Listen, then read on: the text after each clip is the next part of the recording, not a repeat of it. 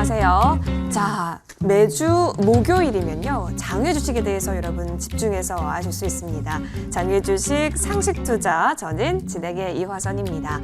자, 지금 바로 제 옆에는 우리 장외 주식의 대명사이십니다. 소영주 소장님 나와 계시는데요. 바로 인사드릴게요. 소장님, 네, 반갑습니다. 어서 오십시오. 날씨가 너무 많이 추워졌어요. 예, 그렇습니다. 그렇죠. 너무 추운데 우리 시청자분께 따뜻한 인사 부탁드릴게요. 오늘 누리호가 또 저 우주 밖으로 날아갔습니다. 네. 저희 장애 주식 시장도 한번 저 멀리 부의 장애 혼을 한번 날려봅시다. 감사합니다. 좋습니다. 성공적으로 발사가 됐어요, 누리호가. 네. 이제 우리도 성공적인 장외 홈런을 쳐볼 준비 되셨을까요? 쭉쭉 날아갈 수 있도록 기대를 해보면서 우리가 또 공부를 많이 해야 하지 않겠습니까? 하나씩 살펴보도록 하겠습니다. 한 주간의 이슈 좀 준비를 했는데요. 소장님, 일단은 루닛이 제3자 배정한다고요? 네, 그렇습니다. 이게 프리 IPO 11월 달에 루닛이 상장을 청구한답니다. 네. 청구하기 전에 마지막으로 제3자 배정으로 399억 원 정도. 아마 그 참여한 제3자 배정이기 때문에 아마 국내 기업과 해외 기업이 혼합될 거라고 보고 있습니다. 아마 협력업체가 될 가능성도 있고 또는 국내 새로운 포털회사가 될 가능성도 있다. 이런 전망치를 조심스럽게 예상해보고 일단 54,000원에 주당 54,000원 현재가 67,000원 거의 한 15% 정도 할인된 가격에 기간이 들어왔다. 프리 IPO 즉 한 달 정도 남아있는 상장에 이 기간이 거의 400억 가까이 돈을 투자했다는 것은 그만큼 루닛 회사에 대한 시장의 전망치를 상당히 좋게 보고 있다. 이렇게 보고 있습니다. 루닛이라는 것은 기본적으로 국내 AI 시장, 특히 의료기계 시장에서 흉부 엑스레이 시장에서 독보적인 1위 기업이라는 거 알고 있지 않습니까? 기본적으로 이 루닛의 파트너들 보면 G 헬스케어, 필립 모리스, 후지필름 등 다양하게 포진되어 있습니다. 이미 그 루닛이 갖고 있는 기술력은 세계적으로 인정받고 있고 이미 각종 논문을 통해서도 그 역량을 가시하고 있습니다. 드디어 상장내는 뷰노와 함께 비교할 수 없지만 루닛이 상장 코스닥에 청구된다면 아마 명실상부한 의료기계 AI 기업의 1위 기업으로서 등극할 가능성이 있다. 이렇게 보고 있습니다. 그래서 의미 있게 프리 IPO 거의 400억 가까이 되는 의미 있는 3자 배정은 주가에도 영향을 미칠 거라 이렇게 보고 있습니다. 예. 루닛 앞으로 기대되는 부분들이 굉장히 많아 보이네요. 집중해 볼게요. 자, 그리고 장외 주식 시장 전반적으로도 굉장히 뜨겁게 확대가 되고 있습니다. 비상장 기업들이 거래되는 장외 주식 시장 화랑인데 뭐 1년 새 시총이 뭐 2배가 커졌다라는 이슈도 있고 여러 증권사들도 리서치, 뭐 투자 역량 강화하는 움직임 그려진다면서요. 네, 그렇습니다. 우리가 그 실은 장외 주식은 변방의 주식이었습니다. 일반 거래소 코스닥에 상당히 밀려 있었고 네. 그동안에 제3시장이라는 시장에서 간간히 거래되던 것을 좀 활성화하기 위해서 KOTC가 출범을 합니다. KOTC가 금융투자협회에서 연합해서 만든 사단법인에서 나왔습니다. 상당히 공격적으로 투자를 했고 KOTC 시장이 전년 대비해서 2배 가까이 성장할 수밖에 없던 이유는 바로 공모주 시장의 하락이 바로 장외주 시장의 하락으로 이어졌다. 이렇게 보시면 될 것 같습니다. 공모주 시장에서 연속 따상이 기록되고 있고 일반 개인들도 공모주 시장에 관심을 가지면서 공모주 경쟁률이 치열하다 보니까 그 시장을 피해서 바로 장외주식 시장에 많은 사람들이 유입되었습니다. 유입되다 보니까 증권사마다 각 창구에서는 장외주식의 중요성을 알기 시작하고 개인들의 욕구에 충족하기 위해서 일반 삼성증권, 신한금융투자, 여타 KB증권까지 이제 리서치 본부를 운영하면서 아마 장외 주식의 분석 리서치를 낸다. 정말로 대단한 일입니다. 우리가 장외 주식은 그동안에 공시 제도가 없는 주식이다 보니까 어떤 한 장의 리포트도 없었습니다. 그러나 이 제도권에 있는 증권사가 뛰어들고 또 자본을 갖고 있는 민간업체인 증권거래소 비상장이라든가 서울거래소 비상장이 뛰어들면서 기업 분석표가 나오기 시작했습니다. 이 뜻은 장외 주식이 그만큼 사람들에게 깊이 인식되고 있고 사랑받고 있다. 이래서 엄연히 장외 주식은 거래소 코스닥, 그다음에 장외 주식은 한 축을 이룬다. 투자처의 새로운 투자처로서 사랑을 받을 수 있는 여건들을 하나씩 갖추고 있다. 이렇게 보시면 될 것 같습니다. 네. 아무래도 시장 자체가 또 커지고 있는 상황 속에서 이제 제도권에서도 리서치 영역을 확대하고 있다고 한다면 양질의 정보들이 조금 더 모아질 수 있는 시장이 되지 않을까. 참고의 부분이 많아진다는 건 저에 있어서 굉장히 기분 좋은 일이네요. 자, 이어서 토스뱅크에 대한 이슈로 좀 넘어가 볼게요. 출범 전부터 굉장한 고객을 끌어모았었잖아요. 예, 그렇습니다. 네, 대출길도 열렸다 싶었는데 아이고, 대출을 너무 많이 신청한 걸까요? 그렇습니다. 우리가 그 대출 규제 사람들의 네. 피난처, 이 피난처가 토스뱅크가 됐습니다. 토스뱅크가 5천억 정도를 설정했는데 이미 네. 10월 15일에 이 금액이 다 소진이 됐다고 합니다. 9일 만에. 아, 9일 만에. 대단하지 않습니까? 예. 그 뜻은 그만큼 현 정부의 대출 규제 상황들이 어떻게 보면 분양권을 받은 사람, 새롭게 전세를 들어갈 사람들에게 목말라 있는 곳을 찾다 보니까 바로 이번에 출범한 토스뱅크를 찾게 된 겁니다. 아마 이번에 카카오뱅크도 규제 사항을 좀 풀리고 카카오뱅크에서도 대출을 시작했다고 합니다. 그래서 이 토스뱅크가 처음에 시작점 공격적으로 들어갔습니다. 낮은 금리를 제공하면서 첫날 120만 명의 회원을 모집했습니다. 아마 성공적인 출범을 했지만 은행이라는 것은 자본을 가지고 돈을 빌려주지 않습니까? 네. 그래서 토스뱅크가 향후 더 성장하기 위해서는 많은 자본을 축적해야 된다. 이렇게 뭐 보면 될 것 같습니다. 기본적으로 토스뱅크는 금융 자체가 쉬워지고 단순해지기 때문에 사람들이 가지 않습니까? 맞아요. 우리가 송금이 쉬워서 토스가 나오지 않았습니까? 예. 마찬가지로 토스뱅크 또한 대출이라든가 또는 어떻게 보면 은행 업무에 대해서 좀 더 쉽게 접근할 수 있기 때문에 아마 사람들에게 지속적으로 특히 MZ 세대들에게 관심 있게 갈 가능성이 있다. 이렇게 보면 될 것 같습니다. 좋습니다. 자, 토스뱅크에 대한 흐름 짚어봤고요. 그 다음에 또 뜨거운 기업이 있습니다. 바로 두나무인데요. 요즘 가상화폐 장난이 아닙니다, 소장님. 네, 심지어 그렇죠. 오늘은 또 뉴스가 나왔는데 네. 우리금융지분 인수에도 참여한다라고 하면서 네, 그렇습니다. 점점 그 확장성을 자랑하고 있는데 주가는 그렇게 뜨겁지만은 않나 보네요. 그렇죠. 기본적으로 이 두나무의 주식이 비상장 주식에 있다는 것을 모르는 사람이 더 많습니다. 네네네. 그렇죠. 이 정부의 비대칭입니다. 두나무, 바로 업비트를 운영하는 곳입니다. 그쵸? 업비트는 국내에 비트코인 거래, 가상 거래소의 독보적인 일입니다. 우리가 빗썸과 업비트를 비교하면 거의 9대1 정도로 비교하면 된다. 그만큼 국내 시장의 점유율이 독보적이기 때문에 업비트의 성장은 두나무의 이익으로 이어지고 두나무의 상장으로까지 이진다고 보시면 될 것 같습니다. 기본적으로 이 두나무가 갖고 있는 기술력이 대단합니다. 우리 중고버섯 비상장도 운영 주체가 바로 두나무입니다. 그러죠? 이 기본적으로 두나무가 갖고 있는 앱을 연동한 특히 카카오의 자회사 중에 하나가 두나무지 않습니까? 카카오가 최대 주주로서 두나무에 자리 잡고 있고 두나무의 성장성 앞서 말한 대로 지금 현재 우리 종군까지 들어갔다, 은행권까지 들어가서 공격적인 M&A 시장에 들어갈 가능성이 있다. 풍부한 자금력을 보여주고 있다. 특히 가상자산의 대표적인 건 비트코인 아니겠습니까? 비트코인은 8천만 원 가까이 지금 도달했습니다. 네. 미국의 ETF 시장에 공식적으로 출범을 했고요. 예. 이 뜻은 국가 제도권에서 이제 비트코인 가상자산을 하나둘 인정하는 자산으로 가면서 그 여타 거래소, 특히 국내에서 독보적 1위를 달리고 있는 업비트의 성장성을 높게 보고 있다. 네. 이렇게 보고 있는데 두나무의 주가는 현재 비상장 시장에서 40만 원에서 42만 원 변동 없이 지키고 있다 이렇게 보면 될 것 같습니다. 그러나 기본적으로 이 두나무의 성장성은 가상자산의 가격과 맞물려 있기 때문에 지금 정도는 최소한 50만 원 정도 가도 무방하다 이렇게 보고 있습니다. 앞으로도 이 가상자산 시장은 눈여겨볼 필요가 있다. 특히 시장이 혼돈스럽고 금리 인상이 지속될 때 우리가 안전자산이 비트코인이 돼버렸습니다. 네. 예, 그렇죠. 그래서 어떻게 보면 주식이 밀릴 때 반대로 비트코인은 올라가는 역현상을 보이고 있다. 그러면서 두나무의 주식도 앞으로 관심 있게 여러분이 볼 필요 있다. 바로 이런 주식들이 장애 주식, 비상장 주식에 있다. 이것을 알아두면 좋겠습니다.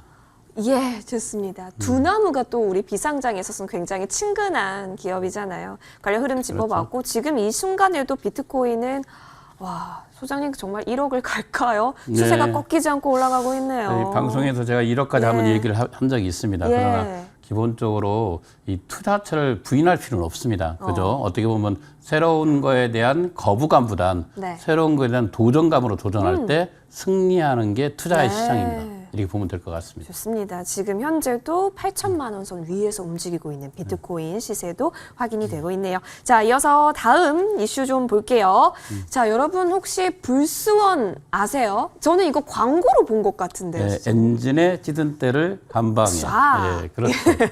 예, 불소원이 여러분들 익히 알고 있는 회사입니다. 이 네임밸류보다는 좀 떨어진, 어떻게 보면 이 정도의 네임밸류를 갖고 있는 회사는 코스닥에 직상장해도 될 만한데 네. KOTC 시장에 진출을 했습니다. 이것도 상당히 좋습니다. 오랫동안 볼스원이 비상장 주식, 장외 주식에서 거래를 했습니다. 그러나 우리가 공격적인, 어떻게 보면 가장 제도권에 근접해 있는 장외 주식 거래는 바로 KOTC 시장입니다. 앞서 여러 가지를 말씀드린 지분율 4% 미만, 투자금액 10억 미만은 양도세가 면제되는 시장이다. 그래서 일반 개인들은 어떻게 보면 이 장외 주식을 투자할 때 KOT 시장을 많이 활용하는 게 좋다. 그 KOT 시장에 보면 양질 회사들이 있다는 것도 있고요. 이번에 볼스원도 이 KOT 시장에 신규 등록해서 거래를 시작했기 때문에 관심 있게 지켜볼 필요가 있다. 이 말씀을 드리겠습니다. 예, KOTC 신규 등록했다라는 소식까지 전해졌습니다. 이 부분 잘 참고해 보면 좋겠네요. 자, 한 주간의 시세도 좀 궁금합니다. 사실 코스피, 코스닥, 우리 맏형 그리고 언니 오빠라고 해야 할까요? 예, 흐름들이 그렇죠. 막 어려웠던 시장이었는데 과연 장외 주식은 시세 어땠는지 소장님? 그렇죠. 요즘 그 시장이 그렇습니다. 우리가 그 장외 주식은 거래소 코스닥의 동생입니다. 네. 그렇죠. 형이 잘 가야 동생도 잘 가지 잘 가죠. 않습니까? 그래. 형이 주춤거리면 동생은 두 번 주춤거립니다. 주춤축. 그렇죠. 네.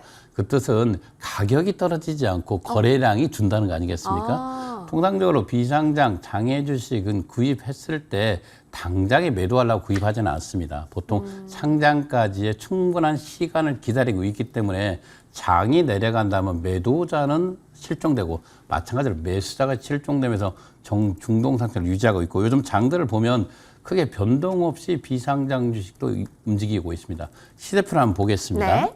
자, 현대 ENG입니다. 대표적으로 현대 ENG가 상장 로드맵을 발표하면서 반대로 저번 주에는 13만 원까지 거의 도달하다가 이번 주에는 거의 만 원가까지 5천 원 뒤로 밀렸죠. 12만으로 내려와 있습니다. 이 뜻은 뭐냐면 이 돈의 흐름이 수급의 현상에서 좀 밀리고 있다. 이건 장이 나쁘기 때문에 사람들이 신규로 주식을 편입하지 않고 있다. 이렇게 보시면 될 것 같고요.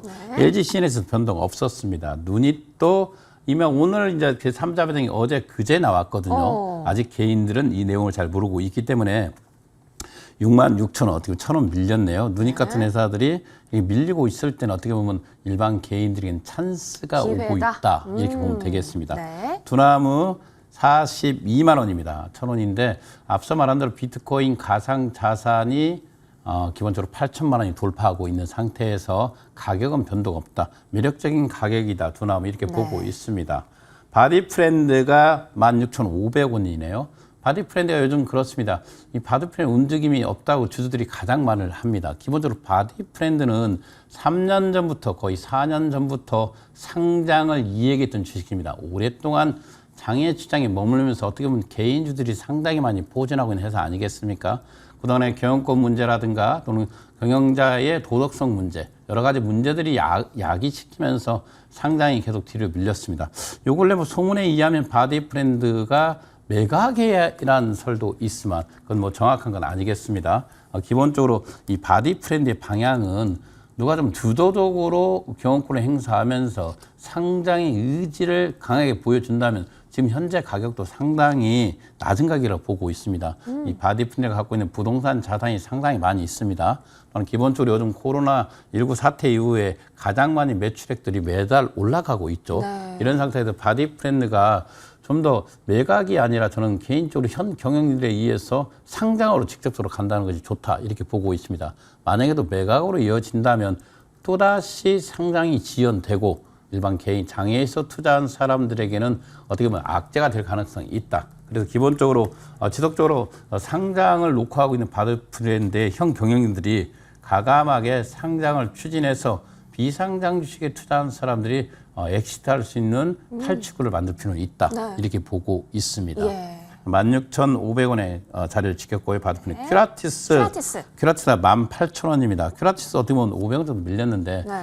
2만 원에서 18,000원 지금 계속 행보를 하고 있습니다. 그러네요. 네, 큐라티스가 기본적으로 백신 시장에서 이 큐라티스만큼 특히 mRNA가 네. 우리가 알고 있는 모더나 화이자의 기술 아니겠습니까? 네. mRNA 기술은 특히 오송 공장이 작년에 완공됐는데 가장 신식인 우리가 보면 새로운 공장이고 완스톱을 할 수 있는 곳입니다. 기본적으로 이 큐라티스는 특히 결핵 백신에 아주 강한 기업이었죠. 네. 이 결핵 백신에 아주 강한 기업이 mRNA 시장이 왜 같습니다. 생산 라인이 같다 보니까 지금 현재 큐라티스는 우리가 알고 있는 기본적으로 결핵에서도 가장 이상이 지금 현재 들어가 있는 시각증이 들어가 있습니다. 네. 그래서 조만간에 이상에 대한 결과 발표도 나올 거라고 보고 있습니다. 나올 거라고 보고 있고 결핵 백신을 떠나서 코로나19 백신의 생산기지 역할을 충분히 할 수 있기 때문에 네. 어떤 식으로 방향을 잘 볼 것이다. 이미 프리-IPO에 430억을 했습니다.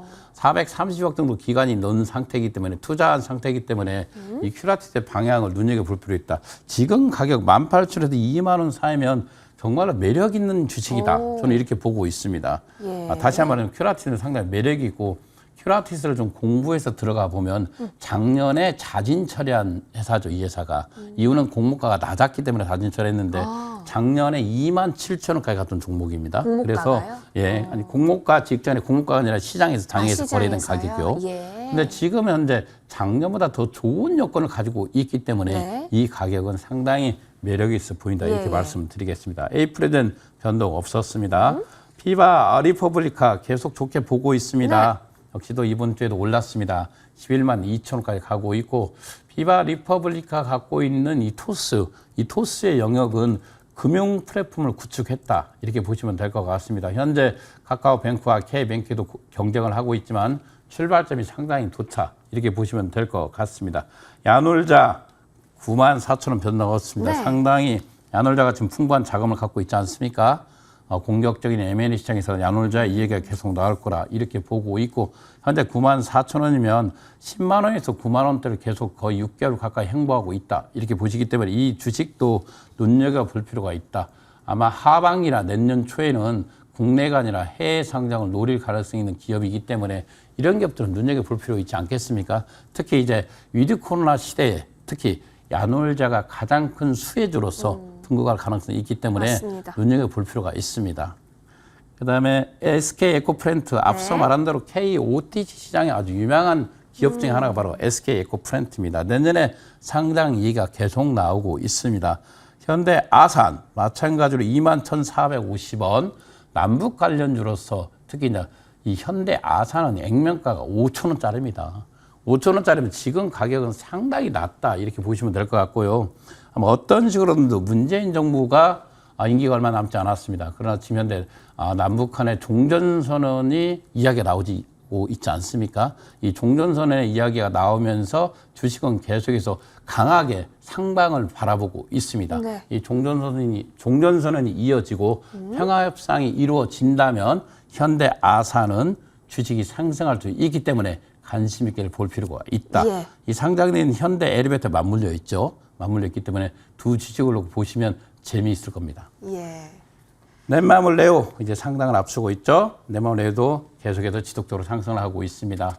국내 게임 주식 상당히 좋습니다. 기본적으로 저는 바이오 주식보다는 게임 주식을 추천하고 있는 것처럼 넷마블 레오 KOTC 시장에 있습니다.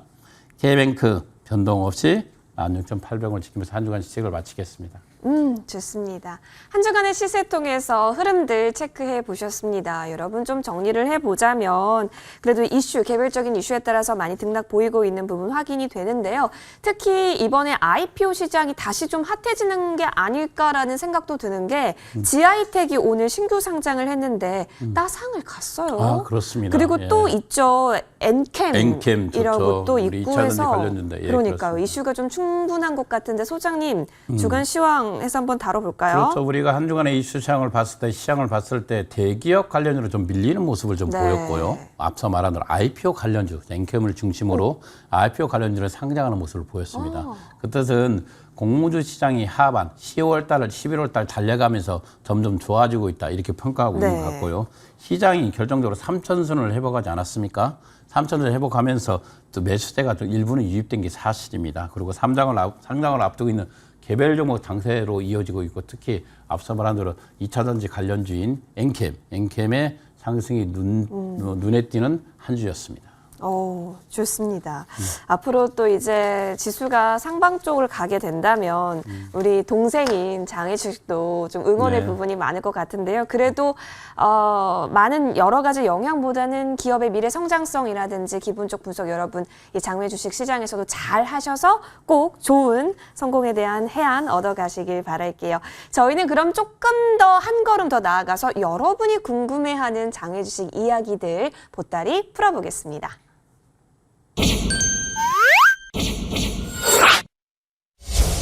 장외 주식이 아직 조금은 어렵고 생소하고 모르겠다라고 느껴지신다면 주저하지 마시고 저희 쪽으로 질문 남겨주세요.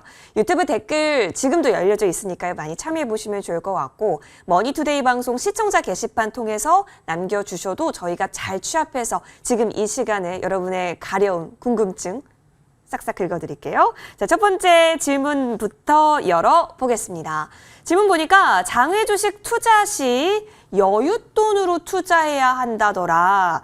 특별한 그 이유가 있을까? 왜 우리 주식할 때 신용, 네. 미수, 몰빵이라는 단어가 있는데 장외 주식은 어떤지요? 장외 주식에는 신용 대출도 없고 네. 미수도 안 됩니다. 예. 제도권 밖에 있는 장외 주식을 위해 자기 여윳돈으로 해야 하는 가장 큰 원인은 상장 시점이 2년, 3년 걸리지 않습니까? 2, 3년. 그렇죠. 네. 그래서 보통 우리가 600일이라는 시간을 기다려야만이 탄생을 합니다. 그래서 충분히 자기 돈을 가지고 있는 사람이 승리할 수 있는 시장이 바로 장외 주식입니다. 장외 주식은 단기성 투자가 아니라 투자 시 2년짜리 또는 3년짜리 가장 작게는 1년짜리입니다. 그렇기 때문에 본인의 돈의 형태, 어떻게 보면 돈을 활용처를 보시고 시간을 보시고 기간을 보시고 투자할 필요가 있다. 네. 이 뜻은 비제도권에 있는 시장이기 때문에 충분히 빨리 상장될 수 있지만 또 늦게도 상장될 수 있다는 것이 있지 않겠습니까? 이런 상태에서 장외 주식은 여유로운 돈으로 투자했을 때 우리가 넉넉한 저축 주식이다. 저는 이렇게 보고 있습니다. 장외 주식은 최소 3년짜리 저축 상품의 주식이기 때문에 여러분들이 단기적인 투자를 하는 사람들은 장외 주식에 들어와서는 안 됩니다. 앞서 말한 대로 자기 돈을 가지고 여유롭게 최소 2년, 3년을 투자한 사람만이 승리할 수 있는 시장이 바로 장외 주식이다. 이렇게 말씀드리겠습니다. 600일간 농사를 짓는 마음으로 기다려야겠다. 우리가 정말 땀 흘려서 농부가 되어서 큰 수확을 얻기 위해서는 바로 긴급 자금이 있을 때 빼야 되는 물량이 잡혀 있으면 안 되기 때문에 여윳돈으로 접근하자라고 말씀 주셨습니다. 첫 번째 질문 해답이 됐을 것 같고요. 두 번째 질문 열어보죠. 장외 주식 비제도권 시장이다. 아까도 말씀해 주셨는데 그러면 정말로 투자자 보호 장치가 아예 없는 건가요? 네, 그렇습니다. 우리가 비제도권, 우리 장외 주식에서 유일하게 그래도 인정받는 KOTC 네네. 시장입니다. KOTC 시장 일부 보호제도가 있습니다. 예. 거래 정지 시 매매 거래 절차도 받을 수 있고 상장된 주식과 동일하게 KOTC는 보호를 받습니다. 그러나 이 사설 시장이죠. 네. 증권 플러스 비상장, 예. 서울거래소 비상장, 38 커뮤니케이션 이런 곳에서 거래되고 있는 종목들이 만약에 상장되지 않고 휴지가 될 수도 있습니다. 근데 이것을 보호하는 장치는 없다. 왜? 말 그대로 비제도권 시장이기 때문에 장외 주식에 투자하는 사람들은 철저하게 회사의 상장 여부를 확인을 하고 또 두 번째로 이 회사의 엑시트 구조를 확인하면서 투자할 필요가 있습니다. 기본적으로 장외 주식을 구입하는 사람들이 대부분 자기가 분석하기보다는 제3자 또는 알고 있는 친구에 통해서 들어오는 경우가 많습니다. 이럴 때는 이 주식이 상장 여부를 한다고 하면 대부분 사람들이 주식을 매각할 때는 1년 안에 상장합니다. 이런 표현을 합니다. 예. 1년 안에 상장한다는 것은 그 회사가 외부 감사 기관에 등록되는 거 먼저 볼 필요가 있습니다. 외부 감사가 등재가 되지 않는 제3자 지정이 안 돼 있는 회사라면 1년 넘게 걸린다는 거 아니겠습니까? 그랬죠. 최소한 주관사는 선정되어 있는가 또는 외부 간사에 지정돼 있는가 이런 것을 봤을 때 그런 것들이 지정된 기업은 상장을 준비하고 있는 회사가 많습니다. 그러나 보통 2, 3년 전에 투자하는 시장이기 때문에 이것은 아무도 알 수가 없습니다. 그런 상태에서 여러분들이 회사의 기술적 가치를 믿고 미래의 성장성을 믿고 투자해야 되기 때문에 어떤 제도적 보호자는 전혀 없다. 네. 본인이 철저히 공부해야만이 이런 위험한 시장에서 리스크를 줄일 수 있다. 이렇게 말씀드리겠습니다. 네. 그렇기 때문에 좀 더 정확하게 우리가 공부를 하면서 접근을 해야 된다라고 지금은 정리를 해보면 좋겠습니다. 우리 시청자님께서 장외 주식도 제 조건이었으면 좋겠어요 진짜라고 남겨주신 분들도 있는데요. 네. 안전하게 또 네. 성공적인 투자하시길 바라겠습니다. 자, 이어서 다음 질문 열어볼게요.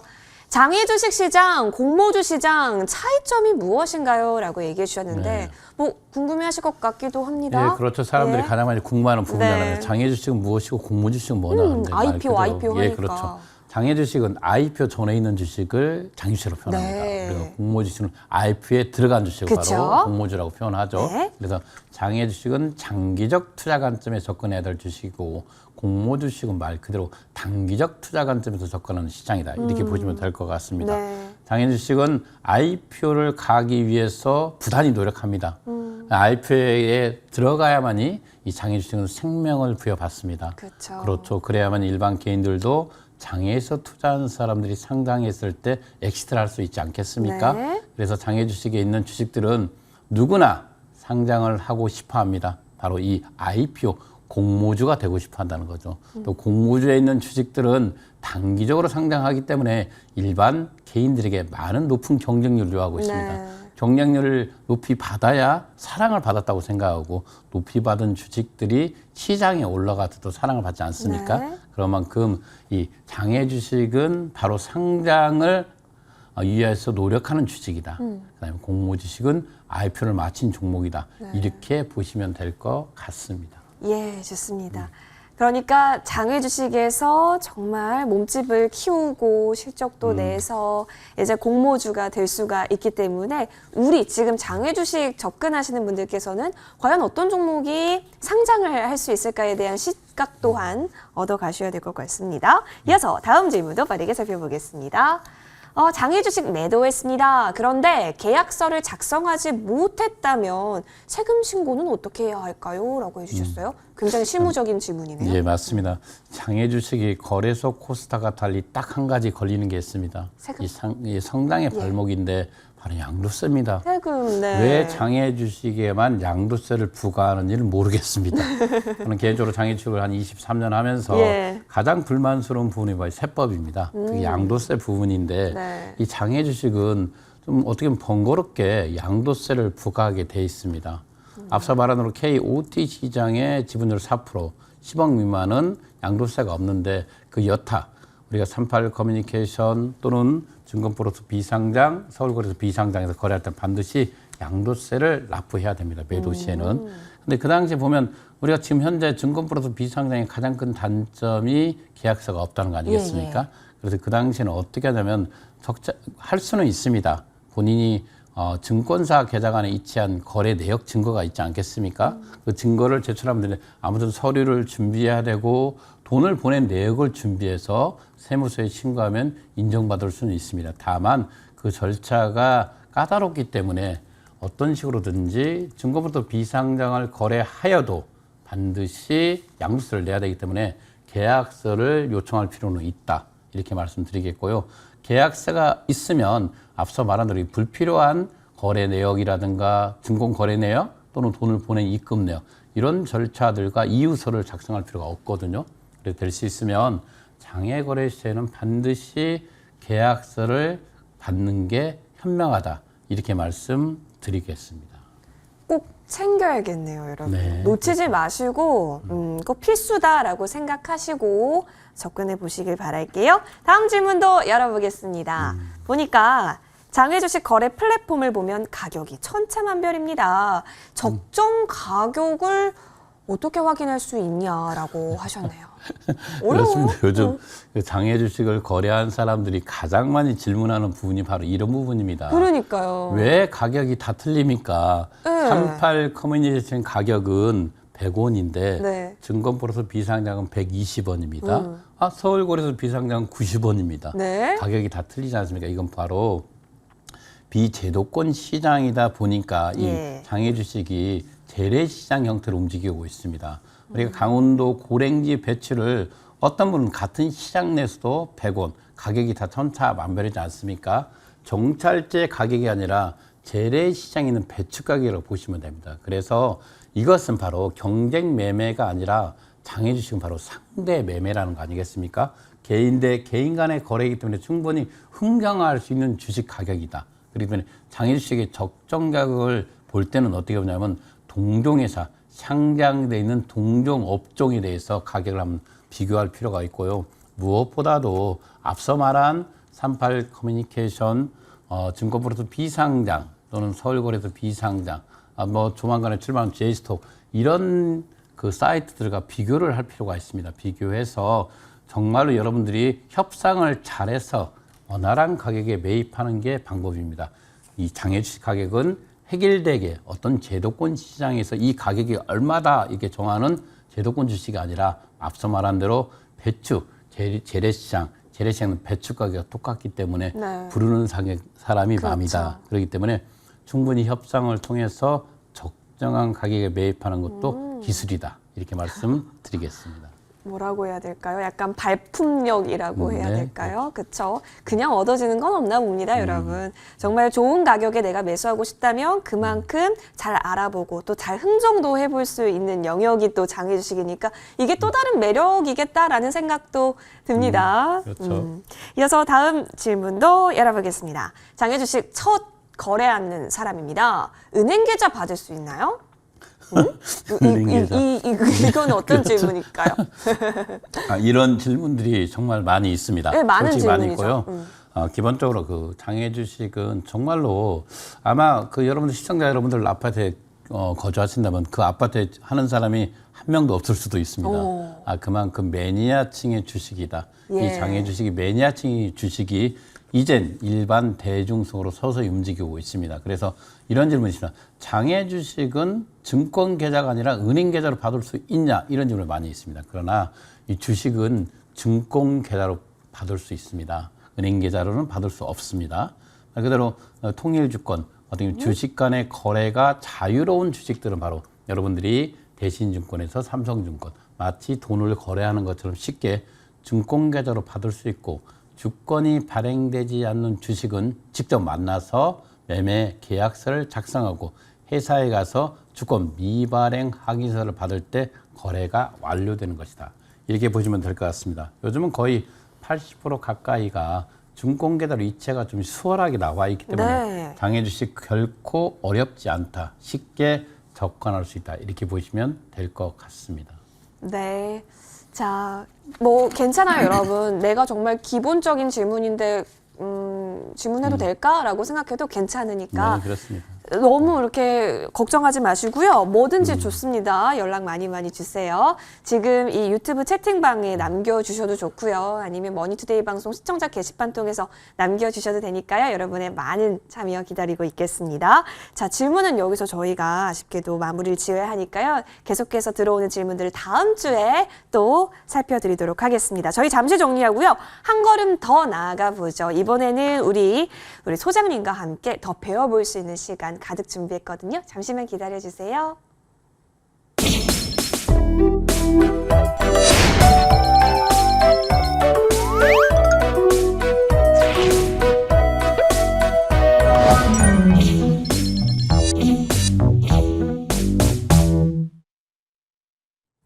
네, 이제 한 걸음 더 성큼 나아가 보겠습니다. 확실히 주식시장이 붐을 일으켰어요. 코로나19 이후에 더 많은 사람들이 주식 인구가 되었잖아요. 그리고 나서 IPO 시장이 굉장히 핫했기 때문에 자연스럽게 장외 주식에 대한 관심 또한 커진 것으로 보입니다. 소장님, 필수 덕목이 있다면 우리가 체크를 하면서 우리의 자질을 평가할 수 있을 것 같거든요. 오늘 그렇죠. 하나씩 좀 살펴볼까요? 네, 그렇죠. 우리가 기본적으로 장외 주식으로 투자할 때 필수 덕목은 네. 이렇게 표현하고 있습니다. 이 부자가 되기 위해서 들어갈 필수 종목들을 하나씩 부자. 한번, 예. 부자. 왜 사람들은 부자가 되려고 하는가가 바로 필수 덕목입니다. 오. 부자가 되기 위해서 주식시장을 하고 예. 또는 어떻게 보면 금 투자도 하고 네. 어떤 분은 달러 투자도 합니다. 그쵸. 다양한 방법으로 이걸 우리가 통칭해서 재테크라고 표현을 합니다. 재테크. 그죠?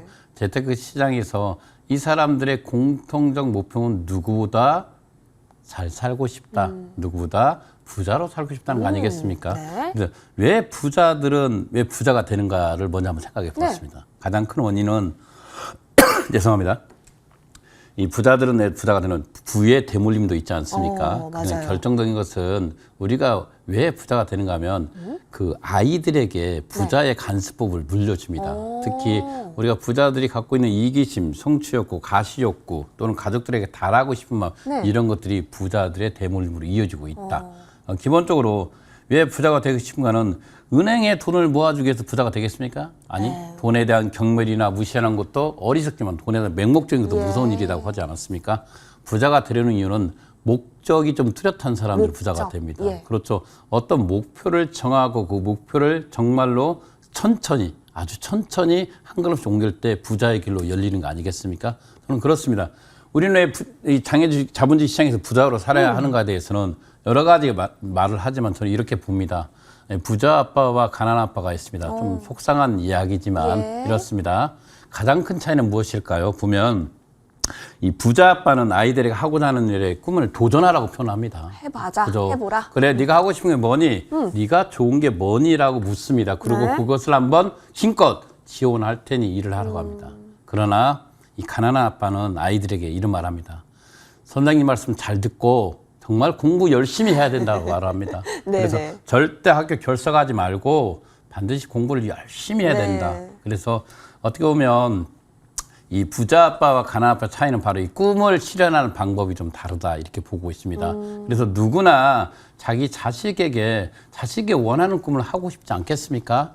그러나 그게 이루어지지 않을 때는 어떤 제도권 안에서 그 안에서 최선을 다하기 바라는 게 부모의 마음인 것 같습니다. 그래서 기본적으로 이 어떻게 보면 가난한 사람들이 갖고 있는 마음은 제도권 안에서 충실하고 그 안에서 충실해서 공무원이 되거나 또는 어떻게 직장 생활을 하면서 정말 평온한 삶을 사는 것을 가장 크게 보고 있습니다.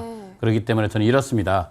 이 가난한 아빠와 부자 아빠의 차이는 어떤 꿈을 실현할 수 있는 배경을 만들어냐가 아니겠습니까? 그래서 대부분 사람들이 자기 자신을 부자가 되려서 자기 자신 때문에 되는 게 아니라 바로 자기 제2세 또 3세를 위해서 있잖아요. 부자가 되려고 노력합니다. 왜? 나는 이랬는데 내 자식에게는 정말 잘해주고 싶다. 그거 아니겠습니까? 그쵸. 하고 싶은 거 다 하면서 죄송합니다. 오늘 목이 많이 메이네. 그래서 굉장한 기본적으로 이슈이기 때문에요. 부자라는 그렇죠. 큰 이야기를 하고 있잖아요. 그렇죠.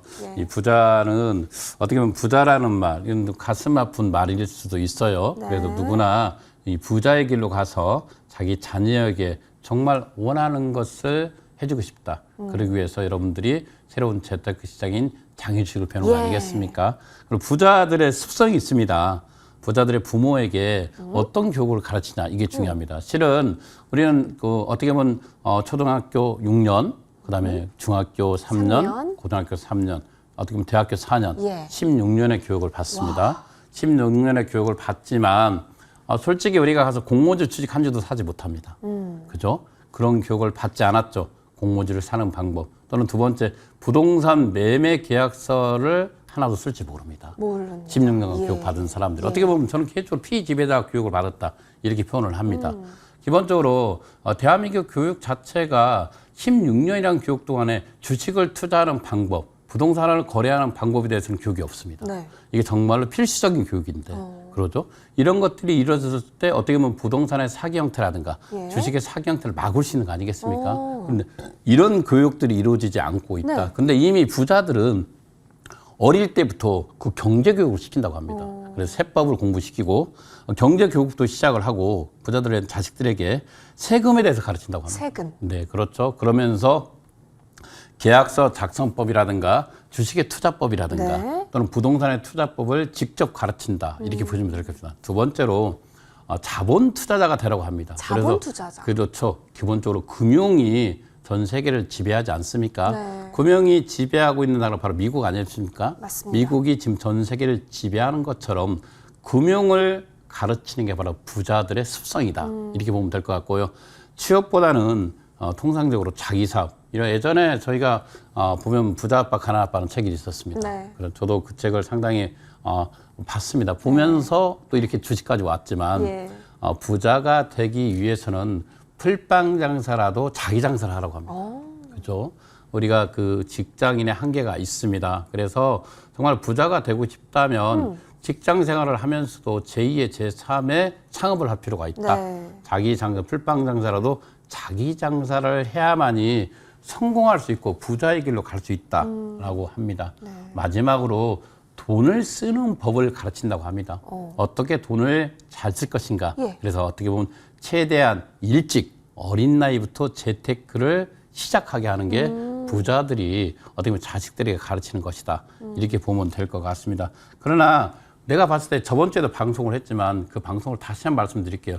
누구나 부자가 될 수 있다고 하지 않습니까? 네, 네. 우리가 부모가 실은 이 카네기도 그랬지만 모든 사람들은 그렇습니다. 가난한 게 부자로 가는 첫 번째의 가장 큰 힘이다. 힘이다. 이유는 아무것도 없기 때문에 도전 정신을 뛰어나지 예. 않습니까? 그래서 저는 이렇게 표현을 합니다. 가난이 부자로 가는 가장 큰 미천이다. 그래서 그 도전적 역할로 간다면 앞서 저번 주 방송에서 말씀드린 국내에 이 부자들의 형태를 한번 보겠습니다. 네. 1위에서 이건 우리가 한 6개월 전의 모습인데요. 부자들의 형태가 이제 주식이 요즘 바뀌었으니까 셀트리온이 많이 늘었지만 6개월 형태 전인데 보시면 1위에서 5위까지 보시면 대물림, 이 중에서 부모에게 자산을 물려받아 부자가 된 사람 딱 한 사람뿐입니다. 4위. 이재용 씨 뿐이죠. 예. 나머지는 자기가 부를 이룬 겁니다. 그래서 이런 사람들은 도전과 도전, 특히 이런 사람들은 없는 것이 바로 미천이었고 예. 없기 때문에 도전적으로 나갈 수 있었고 성공할 수 있습니다. 그래서 가난한 것은 제가 아닙니다. 가난했기 때문에 더 부자로 갈 수 있다. 저는 그렇게 보고 있고 과감하게 도전할 필요가 있다. 새로운 생각을 가지고 그래서 주식을 투자할 때도 우리가 거래소 코스닥 시장은 좀 불안합니다. 네. 특히 이제 기관 외국인들이 정말 많이 포진해 있고 그러나 장외 주식은 정말 본인이 정말 열심히 노력한다면 성공할 수가 있고 이 부자들 1위에서 5위까지 있는 모든 사람들이 바로 창업을 한 사람들입니다. 그죠? 맞습니다. 장외 주식 바로 회사를 만들어서 부자의 길로 들어간 사람들 아니겠습니까? 그래서 과감하게 모험 없는 도전은 없습니다. 리스크 없는 성공은 없습니다. 그래서 이런 것들을 두려워하지 마시고 과감하게 자기 하는 일, 어떤 일이 됐건 간에 최선을 다한다면 누구나 이 대한민국은 부자로 살 수가 있다. 이 말씀을 드리고 싶습니다. 진정한 그리고 또 이 투자자들은 앞서 말했지 않습니까? 이 진정한 고수 투자자들은 어떻게 부자가 되냐? 저는 LG라든가 삼성전자, 앞서 시간에 말했지만 SK는 이 채권 같은 주식이라고 했습니다. 네. 이런 주식을 하는 게 아니라 바로 쿠팡을 비상장 때, 그죠? 네. 우리가 알고 있는 알리바바를 예. 비상장 때 투자한 이 손정희 방식, 이런 사람들, 손정희라든가 네스퍼스, 아프리카의 소프트뱅크죠. 이런 사람들을 따라가는 거. 이 사람들은 뭐냐면 기본적으로 새로운 걸 발견한 사람들입니다. 네. 우리가 기본적으로 텐센트라는 그룹을 이 쿠스페퍼가 발견을 했습니다. 이 네스퍼스가 갖고 있는 투자 철학은 이렇습니다. 네. 신흥국가. 위험하지 않습니까? 예. 컨트리 리스크가 아주 강하지만 가감히 투자하는 겁니다. 그래서 기본적으로 여러분들이 안전한 주식은 채권에 불과합니다. 그래서 그걸로는 부자가 될 수 없다고 보고 있고요. 가감하게 그러나 정확히 투자의 목적이 뚜렷해야 됩니다. 이 기업이 미래의 성장성을 가지고 있는가를 알고 투자할 필요가 있어야 됩니다. 이유는 장외 주식은 하이리스크 시장이라는 거 아니겠습니까? 그래서 여러분들이 철저하게 준비한 사람만이 부자에 갈 수 있고 장외 주식 길로 성공할 수 있다. 네. 이렇게 말씀드리고 싶습니다. 기본적으로 저는 이렇습니다. 이 진정한 투자자들이 장외 주식에 투자한 이유는 앞서 말한 대로 리스크를 안고 모험을 안고 투자했다는 거 아니겠습니까? 그래서 이 장외 주식만큼은 여러분들이 한 번쯤 특히 20대, 30대 지금 뭐 플랫폼 시장이 강하지 않습니까? 친숙하죠, 이렇게 또. 강한 예. 상태에서 우리가 주가가 7,800배씩 벌 수 있는 시장 어디입니까? 바로 장외 주식뿐이 없습니다.